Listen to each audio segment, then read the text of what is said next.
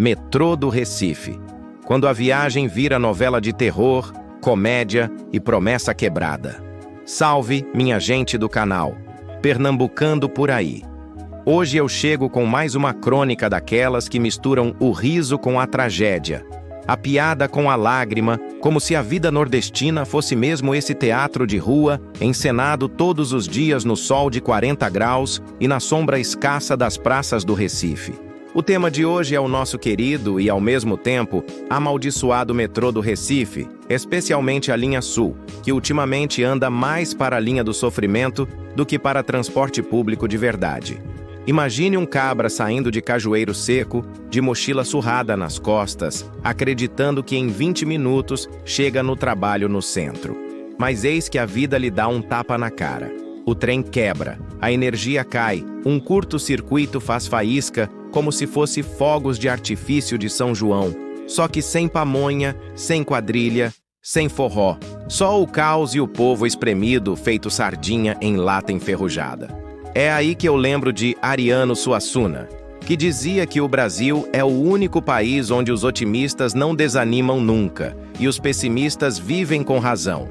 E eu digo, se Ariano tivesse pego esse metrô de hoje, talvez escrevesse um novo Alto da Compadecida, mas desta vez com a Virgem Maria tentando salvar os passageiros da estação shopping. O teatro do absurdo nos trilhos. A notícia não mente. Houve curto-circuito, paralisação e até 24 horas sem funcionamento. 24 horas!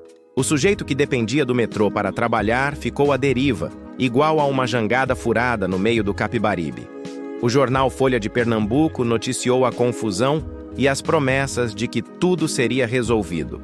Promessa essa que é quase um gênero literário no Brasil. Todo político tem o dom da ficção. Edmund Burke dizia que uma sociedade que não cuida de suas instituições básicas está fadada a desmoronar. Pois bem, se transporte público é uma instituição básica, então nós já estamos na UTI faz tempo. O metrô recifense é a metáfora perfeita do Brasil. Nasceu bonito, cheio de esperança, com anúncios de modernidade, e agora agoniza entre os trilhos enferrujados e os cabos que vivem em curto. E o povo, coitado, acostumou-se. O brasileiro tem uma capacidade de se adaptar ao inferno que beira o divino.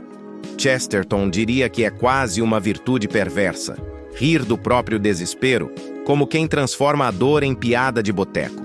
A cena é patética e, ao mesmo tempo, cômica.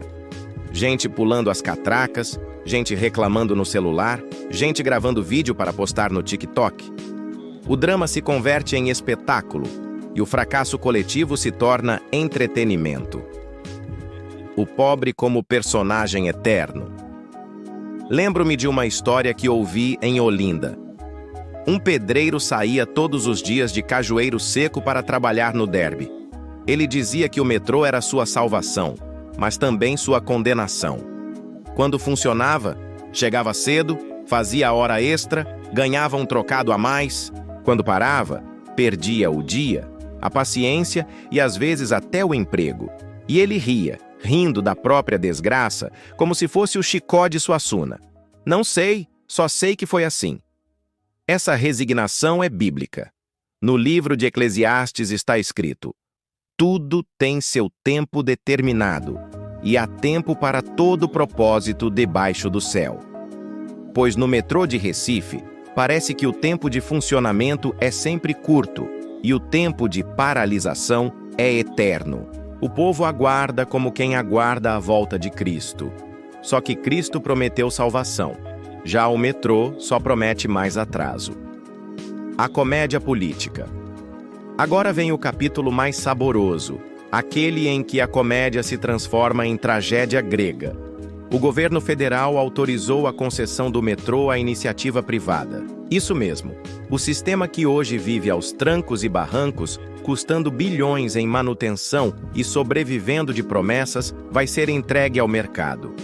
Olavo de Carvalho, em um de seus lampejos de lucidez, dizia que o problema do Brasil não era falta de recursos, mas de vergonha na cara. E eu repito, entregar o metrô ao setor privado pode até ser solução, mas não resolve a vergonha de décadas de descaso.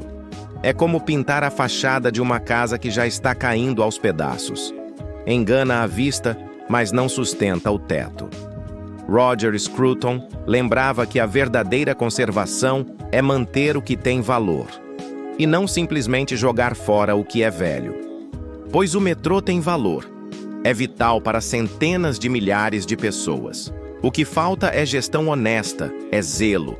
É aquele espírito de responsabilidade que, infelizmente, sumiu da política brasileira como sumiram os trilhos bem cuidados de outrora. O povo na estação, os filósofos no além, às vezes eu imagino um diálogo impossível, desses que só a literatura permite. Burke, Scruton e Chesterton estão numa estação lotada do Recife, esperando o trem que nunca chega.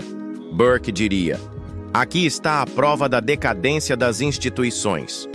Scruton suspiraria: "A beleza foi esquecida, e tudo que resta é feiura e confusão." Chesterton, com seu humor inglês, responderia: "Se a vida é uma piada, este metrô é a melhor gargalhada que o diabo já deu." E o povo, que não conhece esses nomes, mas sente na pele o drama, repetiria apenas: "Eita danado! De novo parado!" Eis a síntese da filosofia popular nordestina, curta, direta, mais verdadeira que tratados acadêmicos. A cultura que resiste. Mesmo no meio do caos, a cultura nordestina não desiste. Sempre aparece um sanfoneiro tocando no vagão, um poeta repentista recitando cordel sobre a vida, uma vendedora de pipoca contando piada.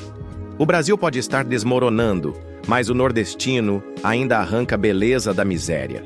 É como diz o Salmo: "Ainda que eu ande pelo vale da sombra da morte, não temerei mal algum." Pois o povo anda pelo vale do metrô apagado e ainda encontra motivo para rir. Mas até a paciência do nordestino tem limite. E o que era riso, vira revolta. E a revolta, quando não encontra saída, vira conformismo. Esse é o círculo vicioso do Brasil. Prometem, falham, o povo reclama, nada muda, e depois prometem de novo. É como um romance ruim que insiste em repetir o mesmo capítulo.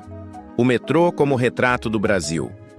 Chegamos ao ponto alto da nossa crônica. O metrô do Recife não é apenas um problema local, é o retrato em miniatura do Brasil. Um país com potencial imenso, mas que vive emperrado por má gestão, corrupção e incompetência. O metrô quebra, o povo sofre, a imprensa noticia, os políticos prometem e o ciclo se repete. É como se o Brasil fosse uma locomotiva que nunca sai da estação. Apita, solta fumaça, balança, mas não anda. A Bíblia já dizia: "Se o justo governa, o povo se alegra, mas se o ímpio domina, o povo geme." E como o povo geme neste metrô? Geme de calor, geme de atraso, geme de abandono. A moral da história. No fim das contas, o que aprendemos? Que o Brasil não precisa apenas de novos trilhos, mas de novos rumos morais. Que não basta privatizar ou estatizar.